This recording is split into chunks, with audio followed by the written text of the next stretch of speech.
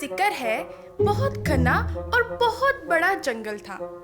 جنگل میں بہت لمبے لمبے اور سیدھے تنے والے خوبصورت درخت موجود تھے۔ انہی درختوں میں ایک بمبو نامی درخت بھی موجود تھا۔ بمبو کا قد چھوٹا اور تنا بھی جھکا ہوا تھا۔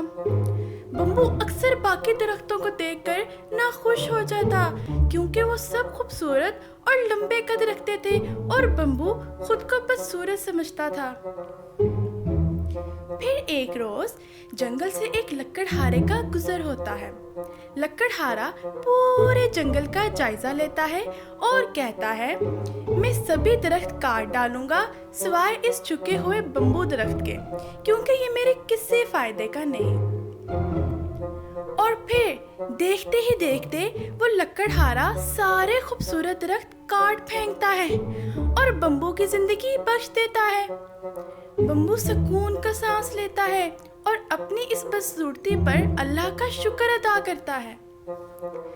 تو بچوں، ہمیں اس کہانی سے یہ سبق ملتا ہے کہ اللہ نے ہمیں جتنا اور جو بھی نوازا ہے، ہمیں اس میں ہمیشہ خوش رہنا چاہیے، کیونکہ اسی میں ہماری بھلائی ہوتی ہے۔